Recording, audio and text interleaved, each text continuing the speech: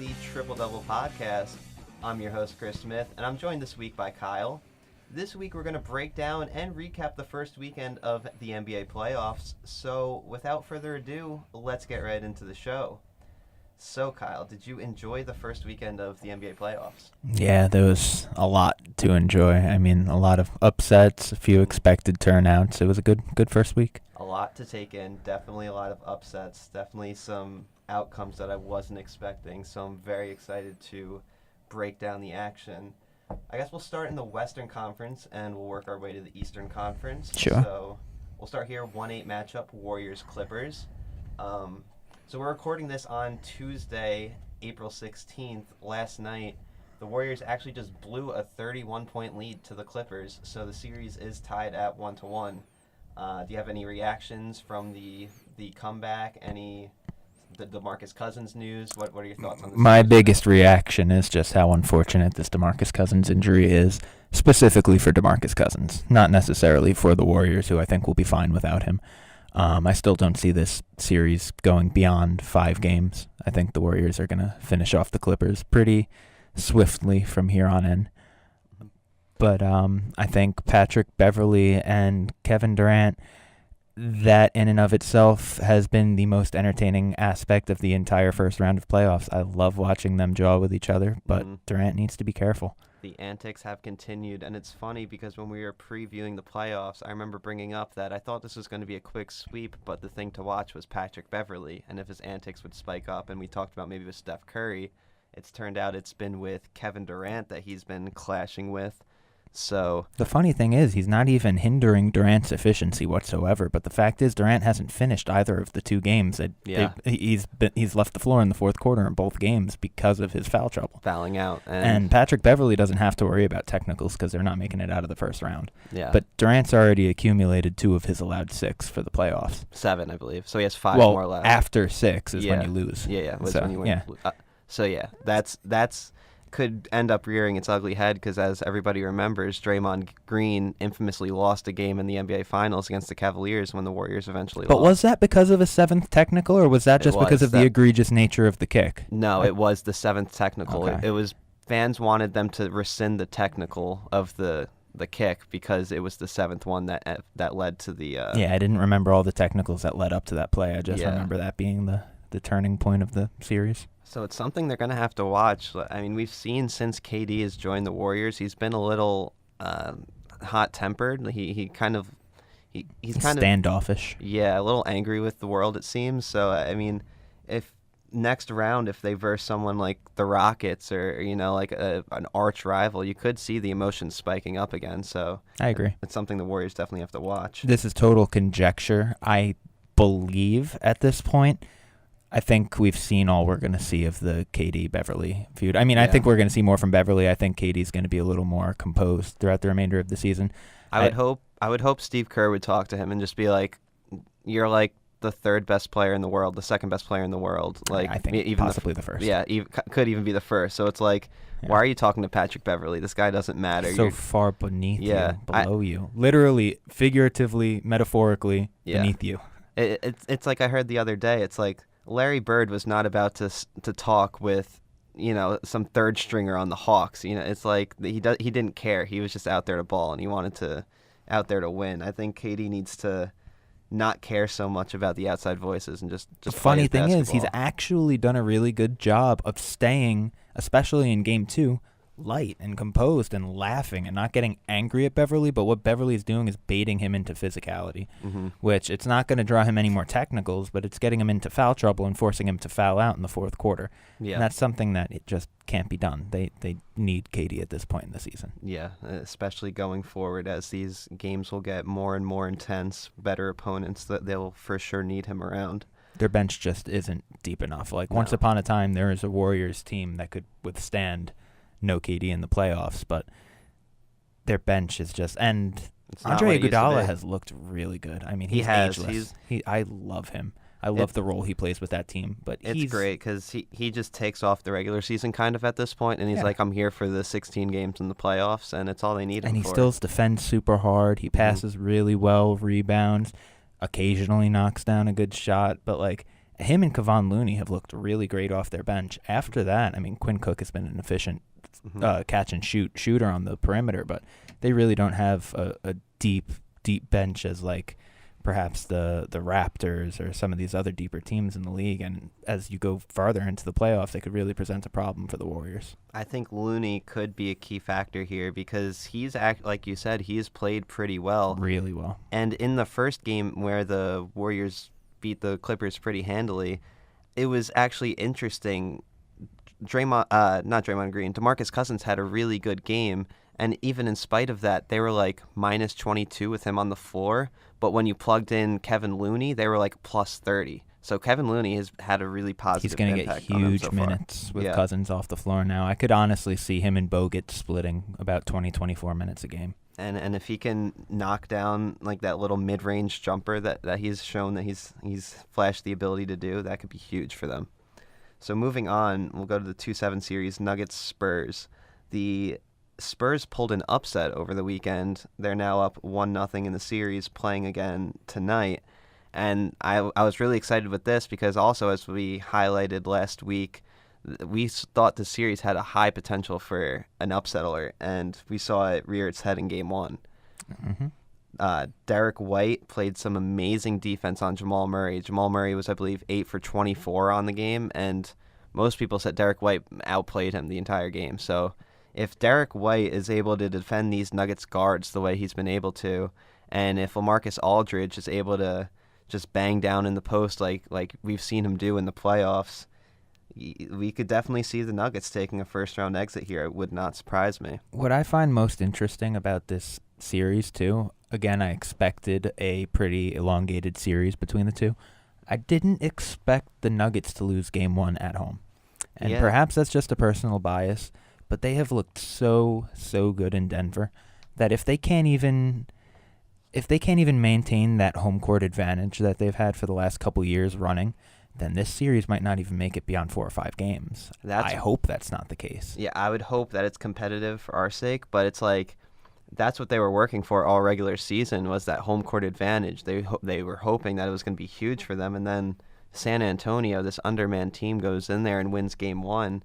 And combat that with the fact that the Spurs have not played well on the road this year. No, they've been actually one kind of the worst. One of the worst teams on the road this season.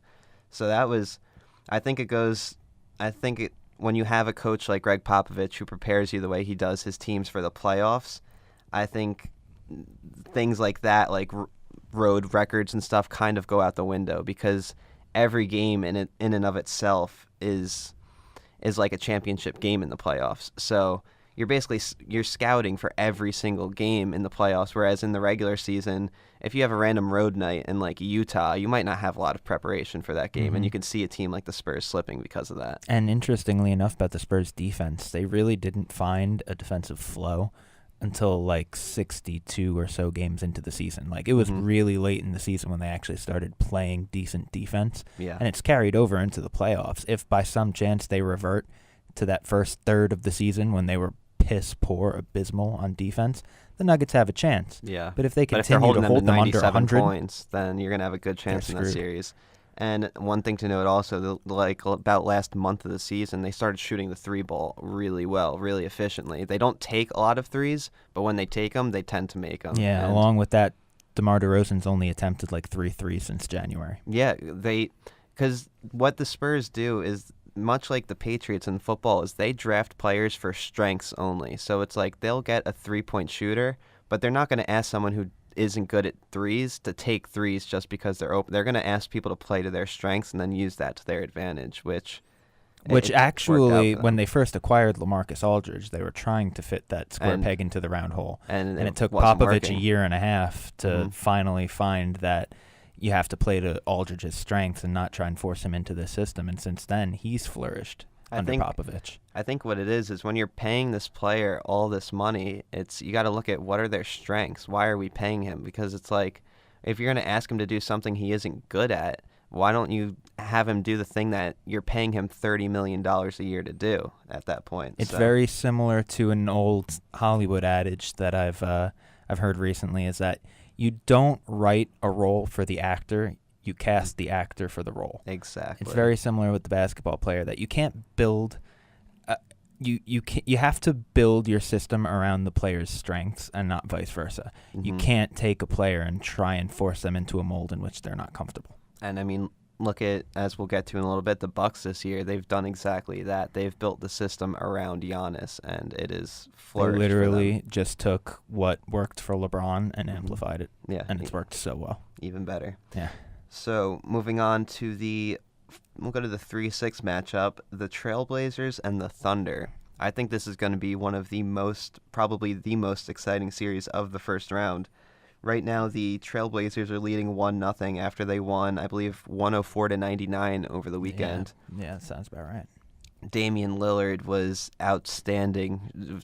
I believe it was 30 points, and some of the shots that he was making and taking were just incredible. I mean, he started out the game with about a 30-foot three-pointer right in Russell Westbrook's face, nonetheless, to I think really start the series off on a high note and tell them he's here to stay, in a sense. If I'm not mistaken, I believe in the last podcast I said the biggest X factor for this series would be whether or not McCollum gets any minutes. Mm-hmm.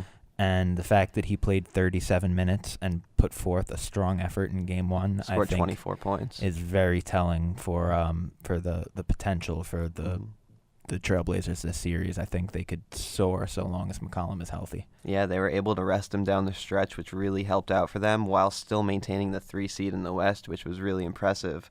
And I think it's a strong case for Damian Lillard to be on people's MVP ballots this year because despite all the injuries the Trailblazers suffered down the stretch, whether it was losing C.J. McCollum or Yusuf Nurkic, he just kept steady along and kept winning in the Western Conference. They just find a way to sneak into the top 4 every year. And I think that's why Damian Lillard has felt such a slight against him, where it's like, I'm pretty consistent here. I'm getting a top 4 seed every year. Terry Stotts? Terry Stotts is the head coach. I think he's due kind for of an underrated. extension. Yeah, I think the fans there are getting kind of sick of the first round exits, but at the same time you got to look at the culture he's building, and you just have to look at the talent on the roster. Yeah, it's like, what do you expect when all you have 2 guards? Deep.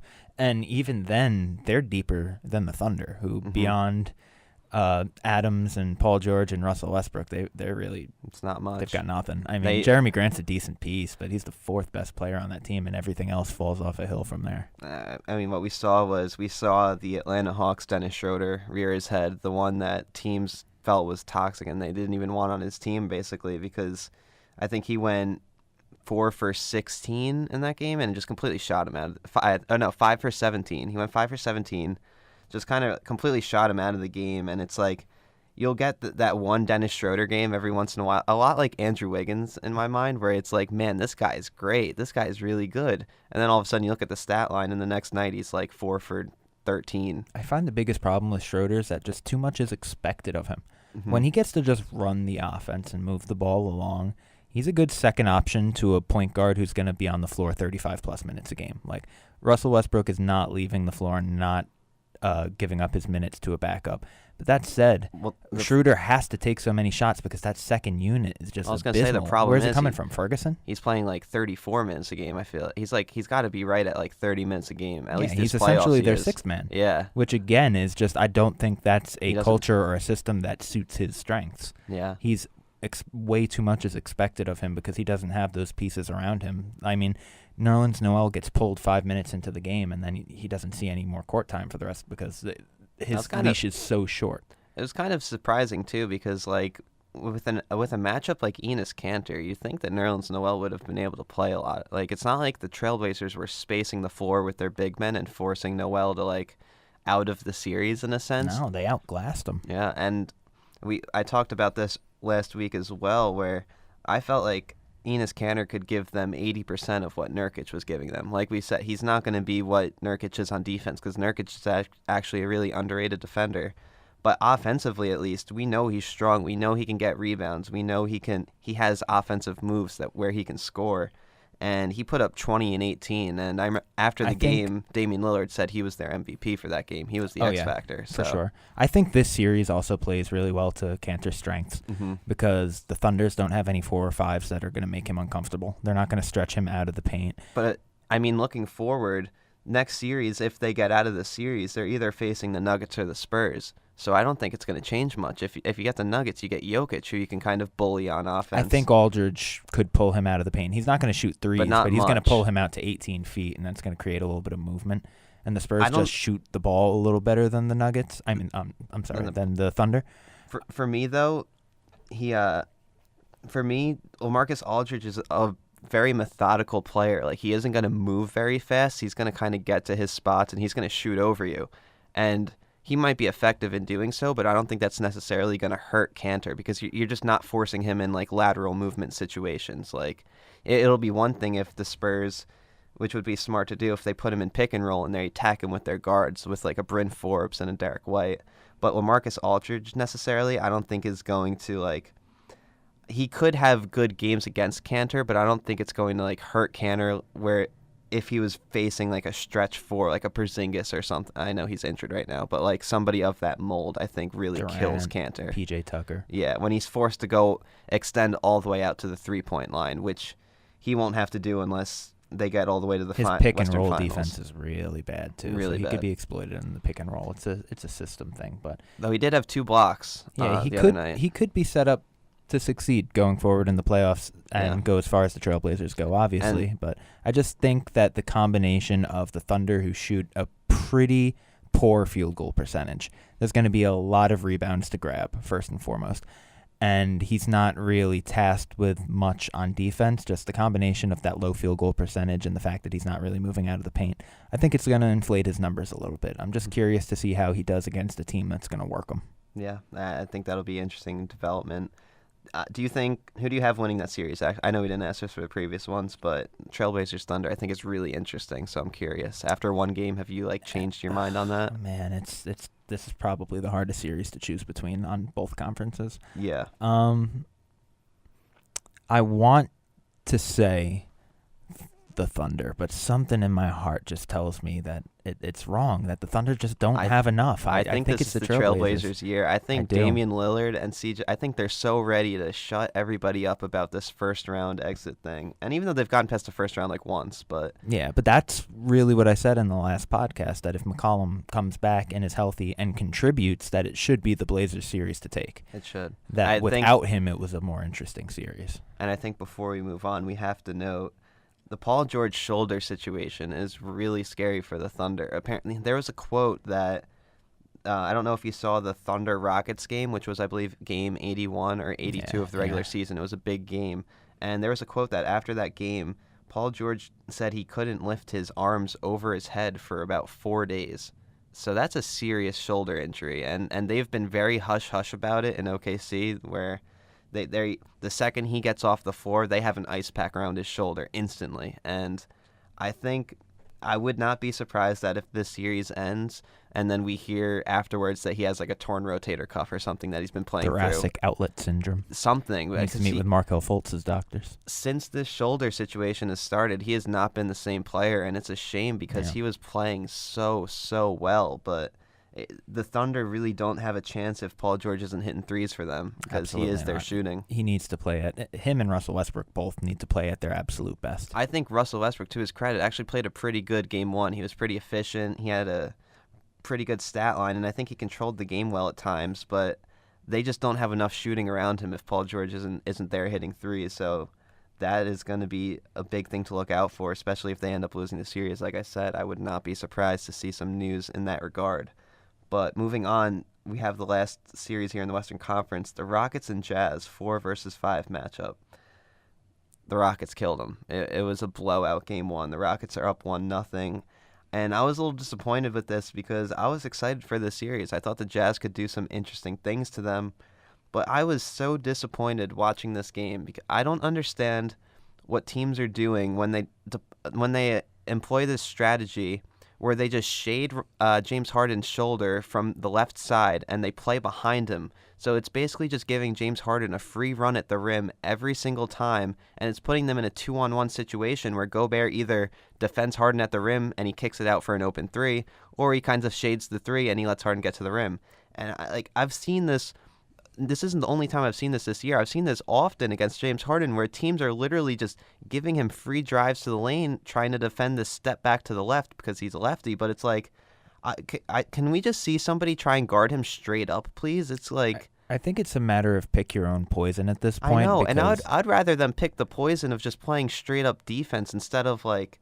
I don't know if you saw it, but it's like the entire game they were just shading his left shoulder from the back, though. It's not even like they're shading it in front of him. They were playing from behind Harden the entire time. How teams have been playing him since the All-Star break, if not earlier. And I don't think it works. But I think the interesting notion is they're saying we will let one player's drives, his 2-point drives to the rim, we will let those be in exchange for taking away the step-back 3 and the 4-point plays, because he makes so many of those step-back 3s and so many of those 4-point plays that it's a matter of weighing 2 versus 3. I'll give up that 2 to take away that 3 every time. And if we're handicapping his ability to step back and hit that 3, and also by shading his left hand, you're forcing him to drive with his right hand, which forces him to pass with his right hand. Mm-hmm. And he's not nearly as efficient in assisting and passing with his right hand as he is with his left. So by shading that right-hand side, you're essentially taking away the step-back 3 and the 4-point play and forcing him to pass with his offhand. So he can still be efficient. He can still tear them up with his drives. But overall, I think we're going to see performances where the rest of the team around him don't shoot as well as they did Game 1. Mm-hmm. I think once they go back to Utah, we'll see a little bit more fire from the Jazz. I think they have a really good home court advantage, and the role players of the Rockets won't be hitting their threes when the Utah crowd is screaming at them. Like, I think PJ Tucker won't be as efficient, and all those role players, which does make sense. And I think that is a good point, that he is less efficient when driving with his right hand and making passes with his right hand. But give that up. It was just really frustrating for me because he was still making step backs to the right. It's not like they didn't even take away the step back. So what I would like to see is just put a Derek Favors on him, someone who can move athletically but's a bigger body, and tell him, don't jump at Harden, just put your hands up. If he steps back and makes a shot over you with your hands up, just live with it. Don't foul him. Just keep your hands up. If he's able to drive past you, then go sell out on the 3-point shooter and let Gobert defend him at the rim. I just think it makes a lot more sense to play him one-on-one and live with the results. Has Dante Exum? Is he still out? He's injured, as always. It's a shame. He's really the only one who could throw anything at Harden. Yeah. Honestly, that whole team is... Or get Jay Crowder on him. Do something different, because... I think Jay Crowder's a bit overrated. But I think they tried to throw Crowder at him a few times. They were using Royce O'Neal and Rubio mainly, and I thought Rubio had some success early on, but then he got, I think, in foul trouble, and they switched to Royce O'Neal, and that's when Harden just started cooking in the second quarter, and... I would like to see the Jazz employ a different defensive strategy, especially because the Rockets historically have just owned this team. They've destroyed them. So it's like you got to try something different at some point because this formula isn't working. I wouldn't be surprised if this series ends in 4, maybe 5. The Rockets have this series in the bag. It's over already. But what I do expect is that margin of victory to come down a little bit. I don't think we're going to get some blowout that we saw in Game 1. I think we're going to get some better Donovan Mitchell games, and that's what's the key factor, because he was not playing very well, and the Utah Jazz really run through him, because if he's making their shots, then it allows them to set up their half-court defense and do the things that they do best. But when he's missing shots, and then the Rockets get a long rebound, and it gets them in transition, and you know the story from there. And the Rockets know more than any team in the league that you live and die by the 3. Yeah. When you jack up 45, 53s a game, there will be games where you don't hit them at an efficient clip. Yeah. And we will see that. Game 1 was not a game in which that happened. But I think...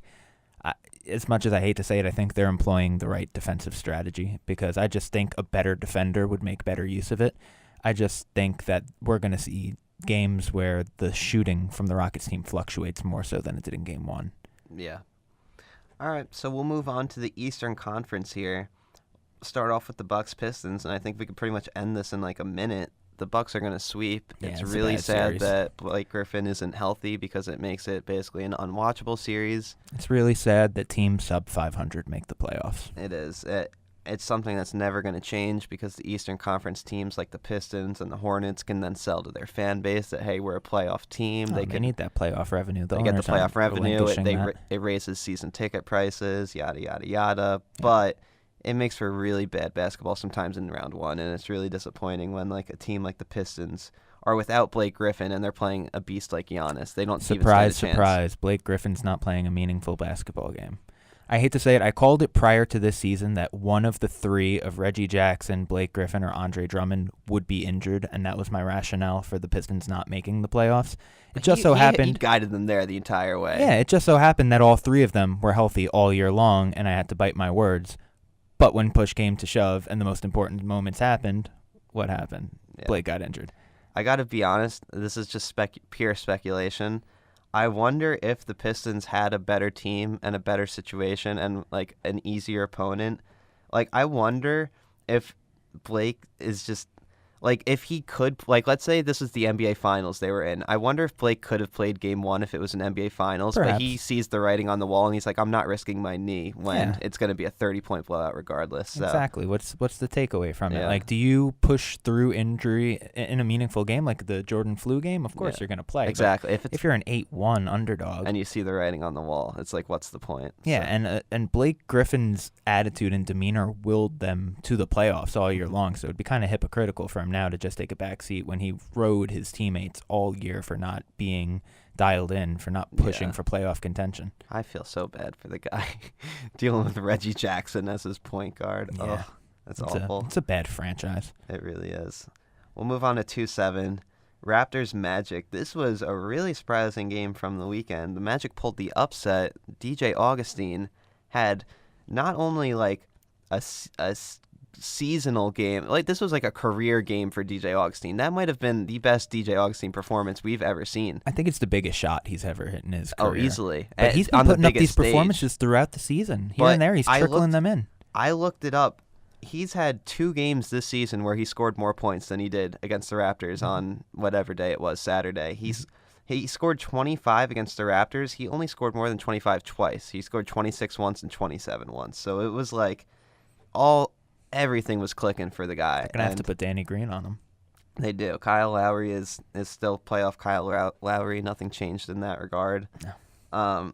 The biggest difference here was 3-point shooting. The Raptors were not making threes and the Magic were making threes. And I heard a really interesting stat where over the weekend, not including Monday night's games, the teams that won Game 1 shot 42% from 3, while teams that lost Game 1 shot 25% from 3.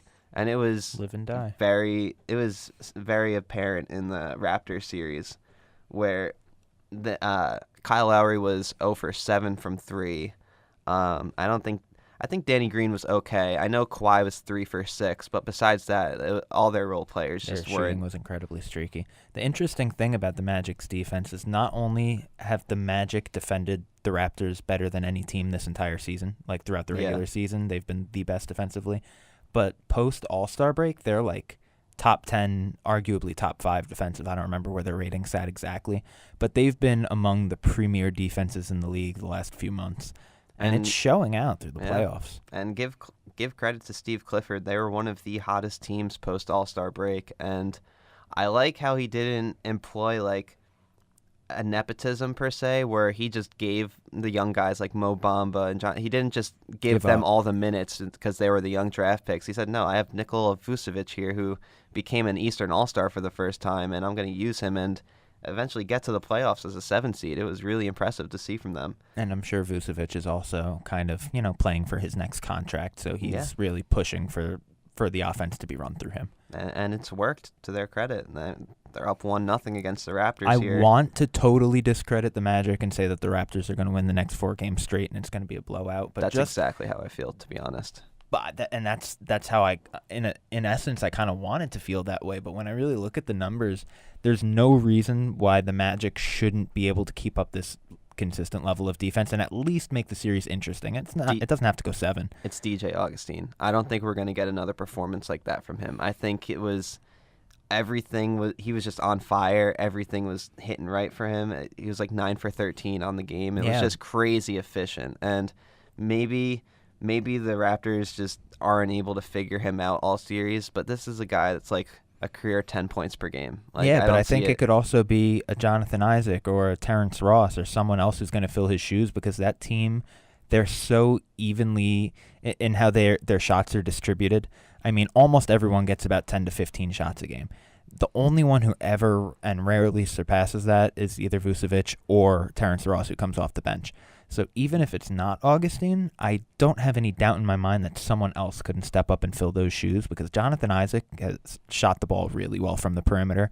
Who's to say he doesn't get hot? Who's to say that Terrence Ross doesn't want to stick a dagger in his old team and just rattle off 5, 6, 7 threes in a game? He's done it before. For me, I just look at how well the Raptors have played defense all year, and the fact that in Game 1, besides, I mean, maybe this is a good point to your credit, but I think it could work either way, where besides DJ Augustine, all of those role players were pretty much shut down for the Magic. Like, the Raptors played really good defense on people like Terrence Ross and Jonathan Isaac. I think the role players shot like 13 for 35, I heard. It was something like that. It wasn't Fournier very good for and them. Augustine who really led that charge. Yeah, so I mean, we'll see. We'll see how it turns out. I just personally, I think that was probably the best we're getting from Augustine.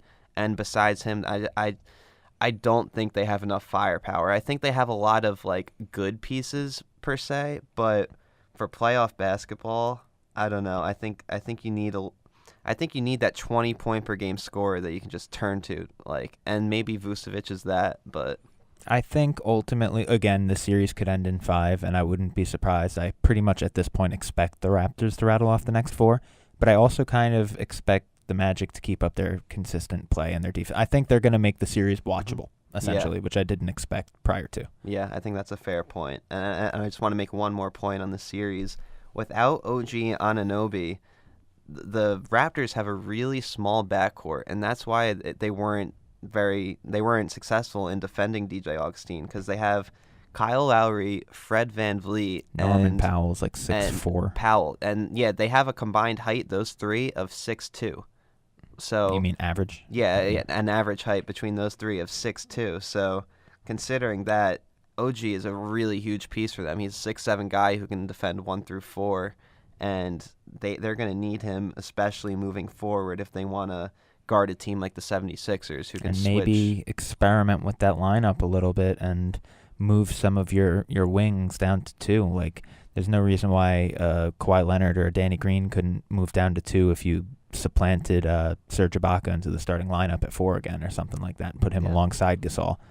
I don't know necessarily like moving forward, but I think in this series that could work really well against a team like the Magic, who are going big. They have to size up. So we'll move on here. We'll go to the 3-6 matchup, 76ers versus the Nets. And this has been an exciting one so far. It's a tied-up series, 1-1. The Nets took it to the Sixers game 1. The Sixers got booed off their home court. Everybody was panicking. It was instantly trade Ben Simmons and all this stuff. And I still believe long-term that trading Ben Simmons is probably the right play. But then the 76ers came out and answered in Game 2. Ben Simmons had a great game. He played really well. And I think it's just going to be an interesting back-and-forth series. I'm excited to see how it plays out. I think it's just, unfortunately, going to be a series of blowouts back and forth, no matter who wins. Like, I'd like to see a close game that goes down the wire between the two of these teams. I think when the Nets get it home, we'll get a close one, because I think the Nets will play good at home, but it won't be good enough for them to win. So I think I could see, like, the Sixers taking a game in Brooklyn, but a close game, something like a 104-101 type of game or something like that. I hope so, because the way they played on their home floor Game 2, I mean, there's no way to stop 145 points. Very rarely will you see anyone score 150, so you can't concede that type of offense. They didn't have an answer for Joel. He dominated them, especially coming out of the third quarter, coming out of halftime. Jarrett Allen is a really good player. He defends the rim well, but he just doesn't have the size on him right now. Honestly, everyone on the 76ers was clicking besides Jimmy Game 2, which is funny because Jimmy's the one who carried them to Game 1. Tobias has not had a good game yet. He shot really poorly each of the first 2 games, and I don't know if that's just a small sample size, if it's just like luck maybe, but it's something to keep watching, because I don't know exactly what he finished with, but he shot the ball very poorly. And I think someone like Jimmy, you can rely on. You can say he's going to bounce back Game 3. I'm not worried about him. But someone like Tobias, who's never been here before, maybe the playoffs are getting to him a little bit. So I almost think it's more likely that Jimmy Butler bounces back Game 3 than it is that Ben Simmons sustains his Game 2 into Game 3. And that'll be big for for the 76ers is having Ben Simmons play well, because He started off game 2 on fire. when he's playing well, everything looks great. But He was man, aggressive. when He was getting to the rim. when he's playing bad, the 76ers feel like they have no chance to do anything. His It's game like is just so he's lost. single-minded. He really needs to develop an outside shot for them to have any chance moving forward. He ran a pick and roll with J.J. Redick, I think, in the second quarter of game 2. That was, honest to God, one of the prettiest plays I've seen all year, basketball-wise. Yeah. It was gorgeously executed. It's the same pick and roll you generally see with J.J. coming off Joel Embiid's down screen. Yeah. But it was like circus magic, the way that their chemistry flowed off one another. Mm-hmm. Ben Simmons really needs to develop anything beside, on the season, outside of 10 feet, he's shooting like 21%. Outside of 10 feet. And he just doesn't even take them. It's like you watch their offense, and if he doesn't have the ball in his hands, he's just sitting in the post, kind of getting in the other players' way. Like, I saw a montage of clips from the other game where it's just him getting in the way of other players. It's like Joel Embiid trying to post people up and Joel running into Ben Simmons because Ben Simmons doesn't know where to go on the court.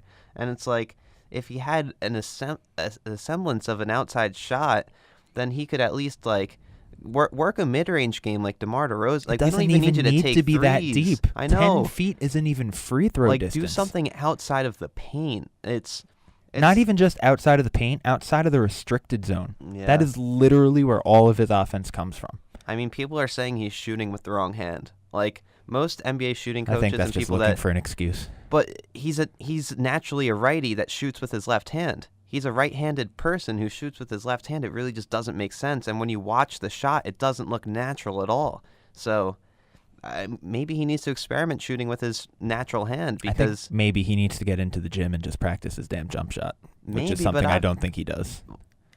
We can only speculate as fans, but I've heard numerous interviews with Brett Brown where he says he's working. He said every day he's in there taking jump shots, and it's just like, then I wouldn't expect Brett Brown to say anything besides that, though. I would expect him to stand up for his player and not call him out publicly. But if we're 2 years in and he still hasn't gotten a semblance of a jump shot and it's ruining your offense, then I think maybe a coach would say, like, this is supposed to be our star player. We need to see you start working a little bit if he isn't working. So I think maybe if he wasn't taking those shots, it would actually behoove him to say something in the media, to say, like, yeah, we need Ben to hit an outside shot for our offense to start flowing better. Yeah, it's a great point. I just don't know that Brett Brown's necessarily that guy. Yeah. And this is all purely speculation, but it just seems to me like Ben Simmons is more focused on Hollywood than he is on developing his game. Just the glitz and glamour of building his brand and dating Kardashian girls, and just he's too concerned with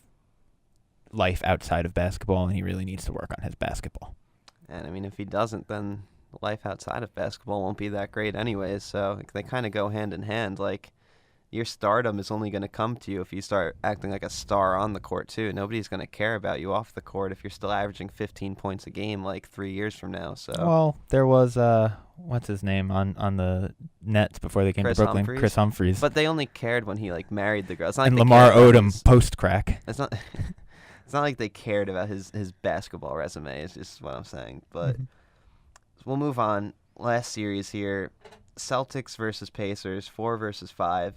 The Celtics are up 1-0 after they won what was like the ugliest playoff game we've seen in years. It was like an eyesore, really an eyesore at times. The final score of 84-74. The Pacers scored eight total points in the third quarter. After being up 11 going into halftime. Yeah, so give the Celtics credit. They made some great defensive adjustments, but, man, I was disappointed with them offensively. It's like we've been waiting all year for this team to click offensively. Everybody was hoping once we got to playoffs it would just kind of magically happen, and they score 84 points. And I know the Pacers are a good defensive team, but you got to be expected to score more than 84 points. Yeah, I think their offense is really just relative to their defensive production, though, because I expected this team's identity to be their defense heading into the playoffs. They were going to really lean on their defensive-minded, their tenacity, and it was going to be their strength, and whatever offense they managed to conjure would follow. but I didn't expect them to be blowing teams out with 140, 150 point scoring. It was going to be a defensive-minded effort. I just want to see them shoot the ball a little bit better. Like I think the problem is they shoot the ball too much. They shot 36% on how many attempts? 28 for 77 on the game, 36%. So Jaylen Brown was 1 for 5, 0 for 3 from 3. Kyrie was 6 for 17. Gordon Hayward didn't look good. He was 4 for 12. Terry Rozier was 1 for 6. He was kind of just chucking them. The offense does not look like a smooth offensive system. And it hasn't all year long. It's so surprising given their talent. It's like, how is this team not playing better offensively? Like, they're always going to be a great defensive team. That's for sure. That'll always be there for them. But if they're expected to take the next step as a championship team, they need to be expected to score 100 points at least in the playoffs. And I think they will. I think that was a bad performance. And I think against other matchups they'll score more. But given the sample size of this entire regular season, I don't think they should be expected to be anything above average offensively. And that's why I don't think we should expect anything other than a second-round exit from them, to be honest. I think they're going to face up with the Bucks next round, and the Bucks are playing on all cylinders so well right now. They're shooting the ball great. They're playing great defense. They're playing great team ball. And then you look at the Celtics, and it's a lot of iso ball. It's a lot of unsure of who's taking what shot. It's like, Gordon Hayward. This is Gordon Hayward's possession. We're going to let him iso for like 15 seconds now. This is a Kyrie possession. He's going to iso. It's just not a fluid offense, and it's just very disappointing because, like, last year they were a great defensive team, but they looked like they had an identity on offense. The ball was moving. They were getting open threes, and I just don't know where that went this season. It's been really disappointing to watch. I think last year was such a different dynamic in the Eastern Conference that it's almost incomparable to this year because the East was just so terribly weak last year. And though the Celtics did look so much better than they do now, their team was also constructed differently. Their pecking order was constructed differently. And once those players got even just a taste of their own potential, they couldn't be put back in the box and reverted back to a role player's status. It's just like Jason Tatum, Terry Rozier, they had coming out parties last year, and you can't expect them to take a step back now. It's hindering all aspects of their offense, and I think the biggest damning aspect of this whole playoff run with the Celtics is the fact that they match up against the Bucks next round. Because I think they could beat the Sixers, and I think they could take the Raptors 6-7 games, possibly even upset the Raptors. I don't think they stand a chance against the Bucks. I don't either. I agree. I think they could. They would be a really interesting series with the Sixers, and I think the Raptors would also be a really interesting series. I've just been so disappointed with this team because I was so excited for them coming into the season as the team to take on the Warriors in the finals, and I just don't see it right now, and I haven't really seen it all season, and it's been really, really disappointing. Yeah, if there's any one team in the East I'd like to see emerge from the East, it's the Celtics. And I mean, we talk about Ben Simmons not taking a step forward. Jason Tatum has not improved in one aspect of his game this year. Like, he isn't one bit better in any aspect of his game. He's not a better passer. He's not a better shooter.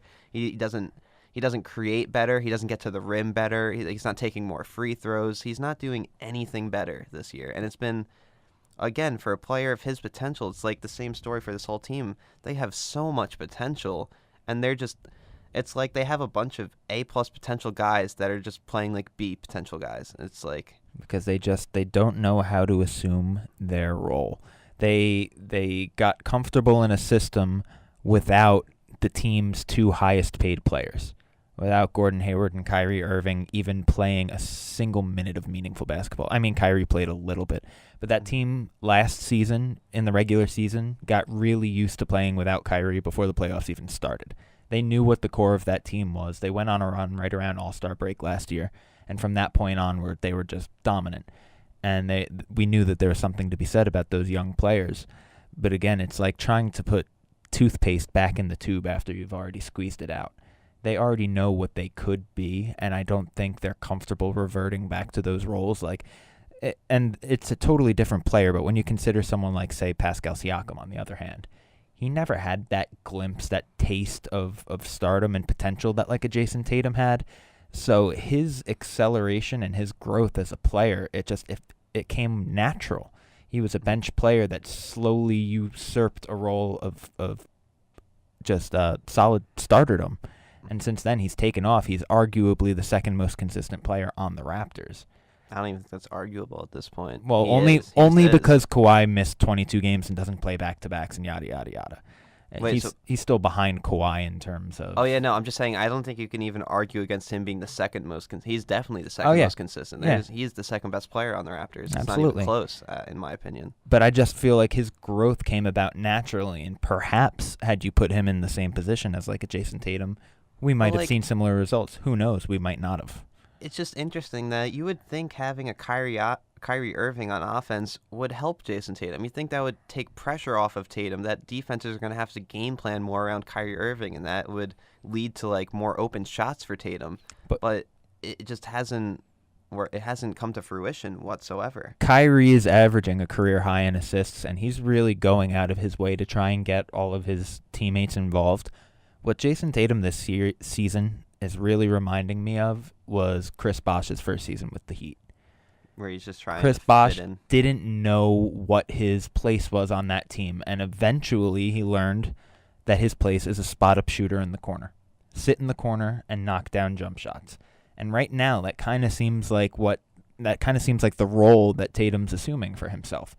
Kyrie's going to drive. I'm just going to sit here on the wing and knock down open shots. The problem is he's not knocking down open shots. And the problem is he's taking too many like contested twos when he gets long twos when he gets to the shots. He doesn't use his threes. length like a Siakam to get to the rim and to get to the free throw line. For someone his size, he doesn't shoot nearly enough free throws. And he even from last year, even though there was no Kyrie like in the second half and no Gordon Hayward, his usage rate has actually gone up this season. So it's not like it's been like lack of opportunity. I think that's more of an argument for the guys like Terry Rozier, who's clearly had a diminished role with Kyrie back, or even Jaylen Brown, who is forced to the bench. Like, I think arguments for them are even stronger. But someone like Tatum, it's like you're actually getting more chances. You're getting more possessions. You're playing with better players. Like, but he was the X factor last year. People just didn't have the type of tape on him that they have now. He would come in these big moments and knock down these clutch shots when someone like Terry isn't necessarily a consistent shooter. That was Jason for them last year. And he still has the potential to do that. Like, he could still definitely knock down a lot of open shots and be a big factor for them this playoffs. He's a great shooter. He's just strangely streaky. It wouldn't surprise. And strangely, one of those players that can kind of disappear for like 2 quarters and you don't notice he's out there. And I think that's a problem for someone of his potential. It's like not to the extreme of Andrew Wiggins, as we mentioned earlier, but Wiggins does the same thing where it's like he has the potential to kind of take over games if he wanted to, but instead he'll just float there for 2 quarters and you won't even notice he's on the court. And it's like, if you're that good, if you have this much potential to score, like Jason Tatum literally looks like Kobe a lot of the time. And I was instead just going to make that point. But he doesn't demand the ball and demand that. And I think you need that alpha in you when you have that much potential. Like, I want someone like a De'Aaron Fox who's going to demand the ball, and I think the problem last season, specifically last postseason, is the fact that people started comparing Jason Tatum's game to Kobe's game. I think killed him. I think that was ultimately a detriment to his game because he's trying so hard to model this late career Kobe Bryant aesthetic and style of play that it's almost as if he surpassed Kobe's first 10 to 12 years in the league. To the rim like Kobe did when he had an afro. No one was more aggressive than Kobe his first 10 or so years in the league. It wasn't until his stint with the Pau Gasol and then soon to be Andrew Bynum Lakers that he started to resort to his mid-range game. And even then, it's not like he still wasn't dunking on people. Like he still shot like at least 10 free throws a game. Yeah. He got to the line. He manipulated the opponent. He didn't just rely on a turnaround jump shot. And it's like I think free throw attempts are one of the biggest numbers you look at when evaluating a player. Does he get to the line? Does he draw fouls? Because does he control the pace? Does he control the pace? Can he get to spots that he wants to? And when all else fails, when your shot isn't hitting, you need to be a player that can just draw fouls and get to the free throw line because those shots are pretty easy. Like, most people can average like 80% from the free throw line. So especially in the playoffs, having someone who can get to the line 9-10 times a game is so valuable. And it really is it's where players like Tatum need to take the next step of their game. Even someone like a D'Angelo Russell, where it's like this guy has so much talent, but he's only averaging like 2 free throws a game. Imagine if he was averaging 8 free throws a game. What And the he could funny do. thing, and I totally agree with that assessment, but also D'Angelo Russell averages 7 assists and 5.5 rebounds a game, which is something that Tatum doesn't do for that. I mean, he Tatum rebounds doesn't pass decently at well, all. but like if you're not gonna get to the free throw line, at least find ways to create. At Yeah. least be helpful to your team in any other stretch. I think if you want to live up to that comparison of Kobe Bryant, do yourself a favor and go back and study some Kobe Bryant, some 1997 through 2005, 2006 Kobe Bryant, because you'll never find a more tenacious player, a more aggressive player. And Kobe all throughout his career was right at 4 to 5 assists a game, and like people will look at a number like that and just 4 assists. Because he's a shooting guard. They look four- down upon it. 4 assists is so valuable for a team. Like when you look at like a big man that can average 4 assists out of the game from the post, that is so valuable to a team. And Among like, all shooting guards, he's at minimum top 10 in career assists per game. I mean, him, Dwayne Wade, like to average 4.5, 5 assists per game as a shooting guard is almost unheard of.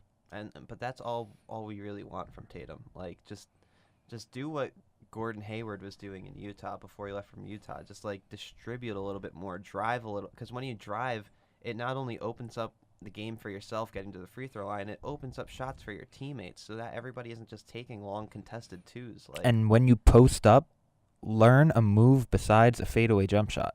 yeah, Every single time he goes into the post, you know what's coming. I mean, at least Gordon Hayward had a bevy of moves he could resort to when he had to post. yeah. And he's not the strongest guy in the world, but he knew how to use his length to his advantage. Yeah. Well, that'll do it for the Celtics hour on this portion of the podcast. That'll actually also wrap up our playoff first round weekend preview. More exciting games this week. I'm really excited to get back and watch, and I'm excited to be back here next week breaking it all down for you guys, and I'm sure Kyle will be here with me. So until next week, everybody have a good one.